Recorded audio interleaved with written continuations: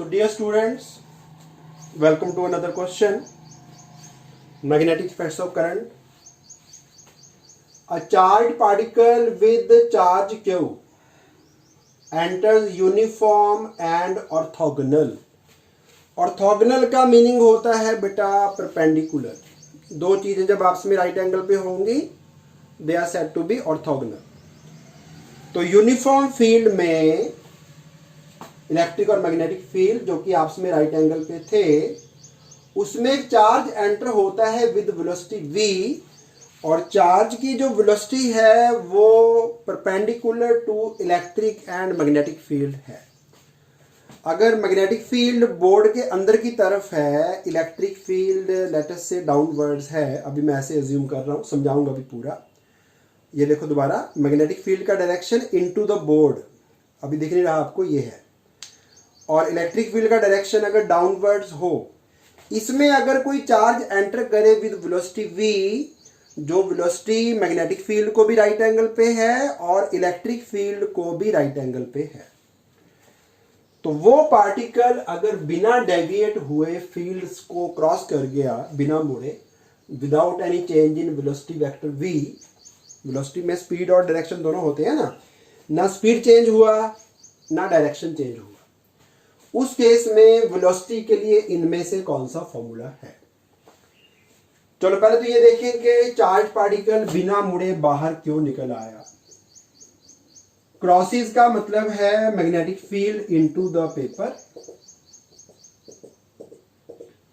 Question को दो बार पढ़ना ध्यान से बेटा, बार बार बोला मैंने. अभी तो टीचर समझा रहा है तो उसका मीनिंग कुछ और होता है, जब खुद करते हो क्वेश्चन को दो बार पढ़ लीजिए. 4 फिंगर से field into the paper. Charge को वेलोसिटी हम लेटर से राइट को दे देते हैं, राइट हैंड साइड को, तो मैग्नेटिक फील्ड का फोर्स लगेगा ऊपर की ओर. पॉजिटिव चार्ज की बात करें अगर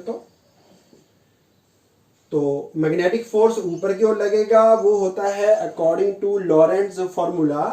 बाकी बेटा अगर टॉपिक नहीं किया हुआ तो पहले टॉपिक कर लो.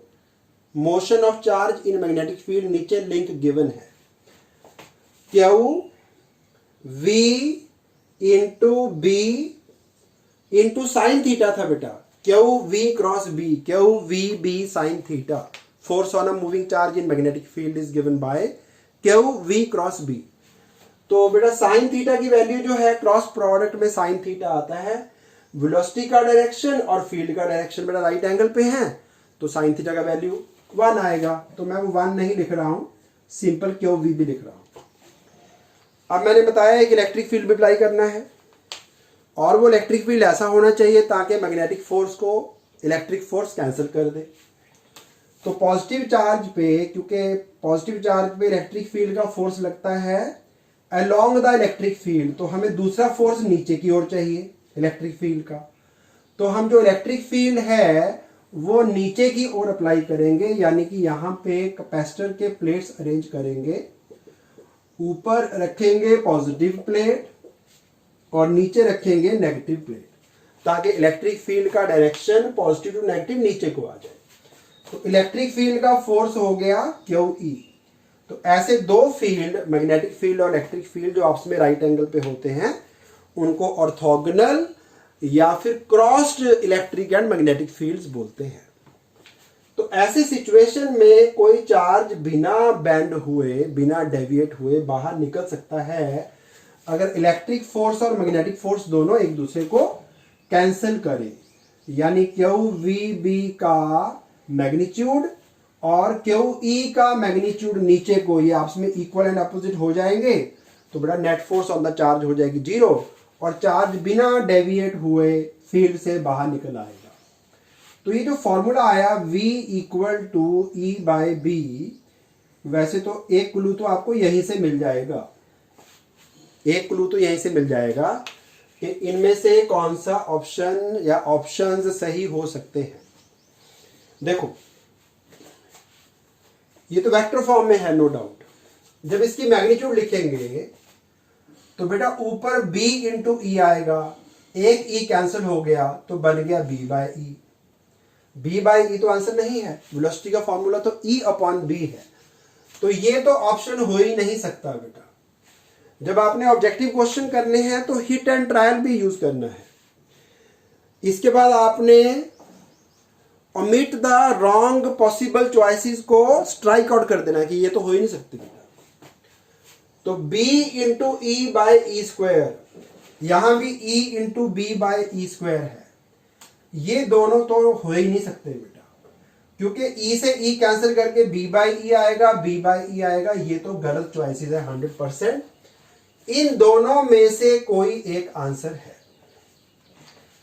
हाँ, अब ये दिखने में दोनों एक ही जैसे हैं, B E upon B square करोगे एक भी कैंसिल हो जाएगा, ई बाई बी यहां से भी आता है, ई बाई बी यहां से भी आता है, मैग्नीट्यूड में तो दोनों फॉर्मूले ठीक है। अब पंगा रह गया सिर्फ एक, वो है डायरेक्शन ऑफ वेलोसिटी किधर को होगा। तो देखिए, अगर मुझे v का डायरेक्शन निकालना हो, अभी करंटली हमारा e नीचे को है और b जो है वो बोर्ड के अंदर की तरफ है। ऐसे करके दिखाता हूं पहले आपको। ये e का डायरेक्शन है, b का डायरेक्शन वैसे इधर को है, अंदर की तरफ को। अभी थोड़ी देर के लिए आपको मैं ऐसे करके दिखा देता हूं। अगर मुझे ये बताना है कि चार्ज की जो वेलोसिटी है, अभी फील्ड अंदर को है ना बेटा, इलेक्ट्रिक फील्ड नीचे को, चार्ज की वेलोसिटी इधर को है।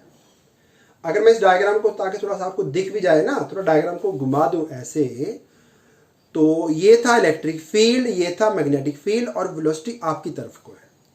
अब क्रॉस प्रोडक्ट में जो वेक्टर पहले लिखा होता है उसकी टिप से हम शुरू करते हैं दूसरे की टिप की ओर, यानी राइट हैंड की फिंगर्स को फर्स्ट वेक्टर से सेकंड वेक्टर की ओर लेके जाओ, तो thumb gives direction of cross product. तो अगर मैं ई को क्रॉस करता हूं बी से, बेटा ई इधर था ना, बी मेरी तरफ था, वेलोसिटी इधर थी, मैंने डायग्राम को राइट एंगल पे घुमा दिया ताकि वेलोसिटी आपकी तरफों को हो जाए। तो अगर मैं ई को बी से क्रॉस करता हूं तो बेटा थंब आपकी तरफ पॉइंट करता है, वेलोसिटी एग्जैक्टली आपकी तरफ है, आपकी तरफ को है ना ये पहला पेन। तो ई को बी से क्रॉस करने पे सही डायरेक्शन आता है वेलोसिटी का, लेकिन अगर मैं बी को ई से क्रॉस कराऊंगा, बी क्रॉस विद ई, तो जो थंब है ना वो मेरी तरफ पॉइंट करेगा बेटा। सो सही आंसर है ई को क्रॉस करना है बी के साथ। तो ई क्रॉस बी वाला आंसर सही आंसर है, that is choice number 4 is correct, और बाकी तो गलत हो गया ऑब्वियस है। तो choice number 4 is the correct answer. चलिए अपने हिसाब से इसको नोट डाउन भी कर लीजिए। Thank you for watching.